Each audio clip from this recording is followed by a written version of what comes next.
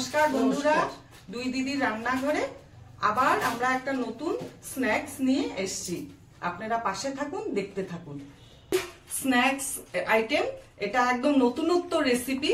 আপনারা পাশে থাকুন, দেখতে থাকুন। আজ বানাচ্ছি গাঁদা ফুলের পকোড়া, সন্ধ্যার স্ন্যাক্স। এই পকোড়ার সাথে খাওয়ার জন্য একটা চাটনি বানাবো। আপনারা দেখুন, এই যে ফুলগুলো আমরা এইভাবে ছাড়িয়ে নিচ্ছি, সবুজ অংশটা ফেলে দেব।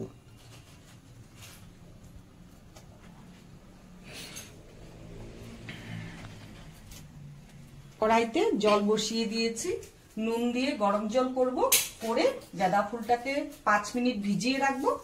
তারপরে জলটাকে সোক করে নিয়ে তারপরে পকোড়াটা মেরিনেট করব। চাটনিটা বানাবো হলো গিয়ে মেয়োনিজ।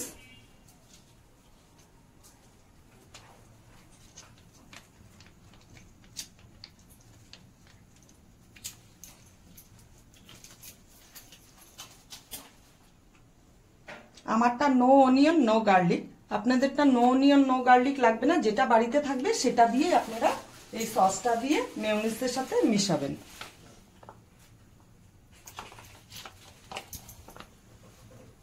অল্প চিলি ফ্লেক্স দিব,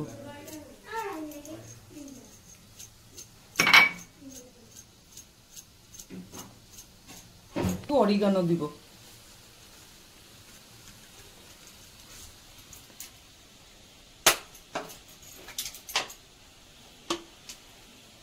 একটু গোলমরিচের গুঁড়ো দিব,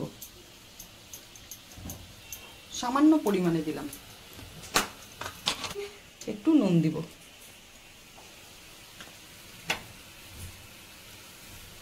এটাকে এখন ভালো করে ফেটাবো।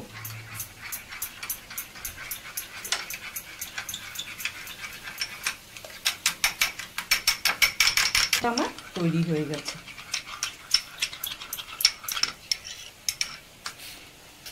ফুলগুলো এইভাবে ছাড়িয়ে নিলাম।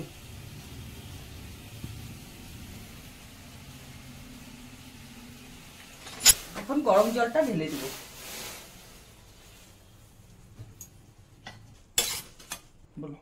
গাঁদা ফুলের যে একটা গন্ধ, সেটা এই গরম জলে কেটে যাবে। এইভাবে নাড়াবেন, ভালো করে ফুলগুলোকে গরম জলের মধ্যে মেশাবেন, কিন্তু হাত দেবেন না। ফুটন্ত গরম জল কিছু একটা জিনিস দিয়ে ভালো করে নাড়াবেন।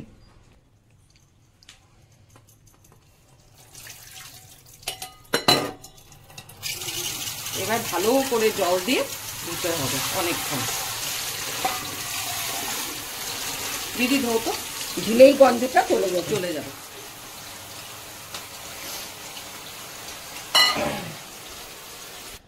একটা লঙ্কা কুচি করে কেটে দিচ্ছি,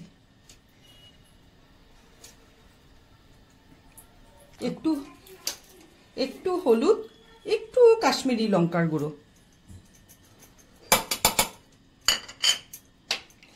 কালো জিরা,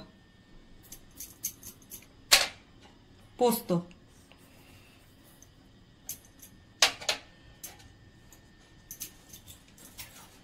নুন,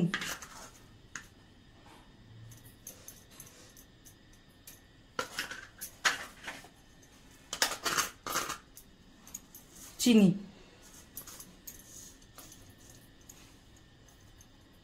এটাকে ভালো করে এখন মাখো।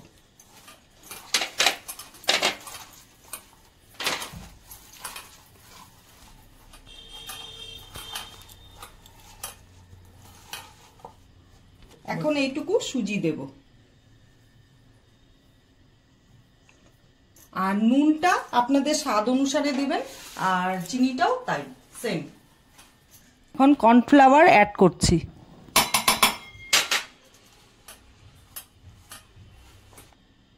বেসন দিচ্ছি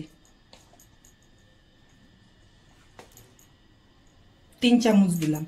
এবার মেখে দেখো, লাগলে আমি আবার দিব। ঠিক আছে। আর এটার মধ্যে কিন্তু পেঁয়াজও অ্যাড করা যাবে। যারা পেঁয়াজ খায় বা পেঁয়াজ দিয়ে যদি করতে চায় তারা পেঁয়াজও অ্যাড করে। ভেজভাবে করছি, যারা ভেজিটেরিয়ান তাদের জন্য এটা পেঁয়াজ দেইনি, তারা খেতে পারবে এইভাবে। আজকে আমি ভেজভাবে করে দেখাচ্ছি। এরপরে নেক্সট দিন যদি আপনাদের পকোড়াটা করে খেয়ে দেখবেন, যদি ভালো লাগে তাহলে আমি পেঁয়াজ দিয়ে করে দেখাবো। মাখার সময় যদি দেখবেন শুকনো হয়ে গেছে না, তো একটু জল এড করতে লাগবে। দেখো আর একটু লাগলে দিব, আর একটু। আপনারা ঠান্ডা জল দিয়েই করবেন, ম্যারিনেট করার সময় ঠান্ডা জলই দিবেন, তখন গরম জল লাগবে না। পকোড়াটা রিফাইন তেলে ভাজবেন, আমি রিফাইন তেল দিয়ে দিয়েছি কড়াইতে। এখন পকোড়াটা তেলে ছেড়ে দিচ্ছি।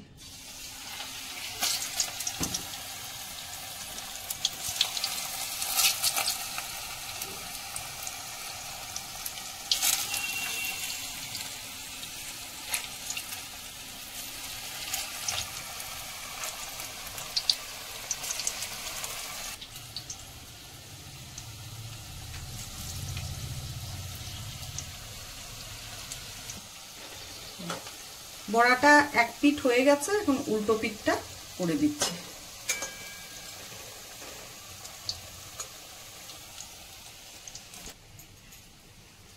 নিরামিষের দিনে আপনারা ডাল পকোড়া দিয়ে খেয়ে দেখবেন একবার।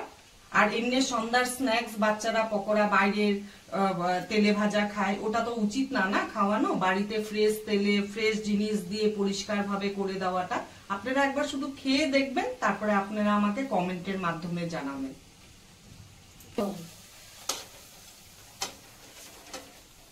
দিদি টাকাও তো বড়াগুলা হচ্ছে না ঠিক? হ্যাঁ হচ্ছে তো, হচ্ছে। হ্যাঁ লাল করেই ভাজতে হবে। হ্যাঁ ক্রিপসি না হলে তো ভালো লাগবে না বড়াটা।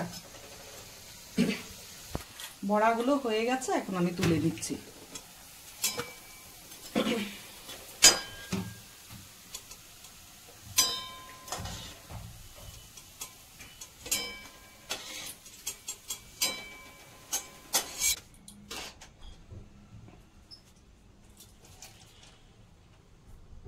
হয়ে গেছে, এবার খেয়ে পকোড়া খাওয়া যায়। আজকে এসে ভালোই হলো, একটা ভালো জিনিস খাওয়ালি।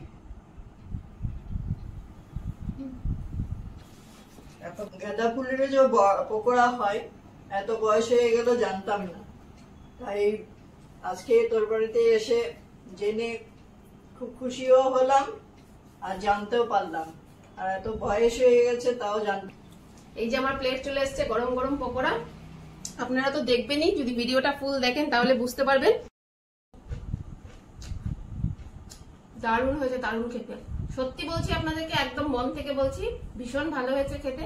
আপনারা একবার ট্রাই করে দেখবেন পকোড়াটা, তারপরে আমাদেরকে জানাবেন, বলবেন হ্যাঁ সত্যি পকোড়াটা খুব ভালো হয়েছে। আমি খেয়ে দেখলাম, আপনারা খেয়ে আমাদেরকে কমেন্ট করে জানাবেন।